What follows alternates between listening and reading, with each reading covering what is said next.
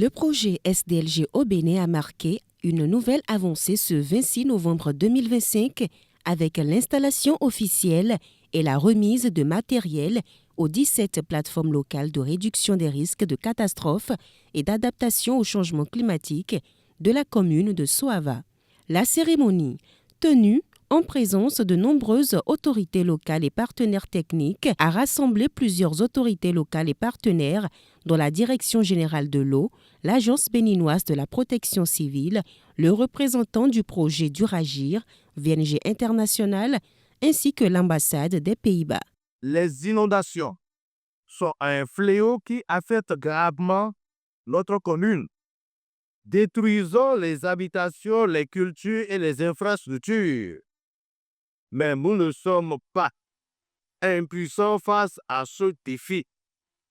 Nous pouvons agir ensemble pour réduire les risques et protéger nos communautés. C'est pourquoi je lance un appel à toutes les parties prenantes pour qu'elles s'engagent dans cette lutte contre les inondations. Nous devons travailler ensemble pour mettre en place des stratégies de prévention, de préparation et de réponse aux catastrophes. Le projet SDLGO a redynamisé les plateformes locales de réduction de risques et catastrophes. Ces structures de base sont essentielles. Et c'est pour ça que l'accompagnement a été mis en œuvre pour que leurs capacités soient les plus opérationnelles aussi.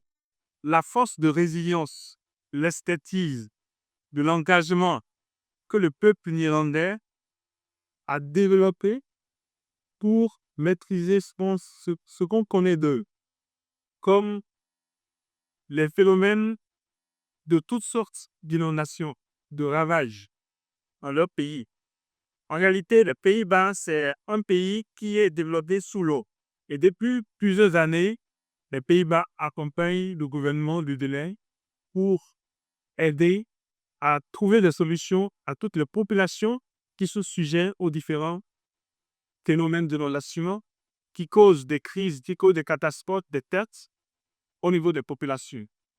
Les plateformes ont reçu divers équipements essentiels, notamment des gilets de sauvetage, des barques et des mégaphones destinés à renforcer leur capacité d'alerte, de prévention et d'intervention en cas d'inondation ou d'autres risques liés au climat. Entre 2022 et 2024, date de démarrage des SDLGO, beaucoup de membres soit sont morts, soit sont partis pour au Nigeria ou ailleurs. Donc, on a dû procéder complètement à la restructuration de ces plateformes-là.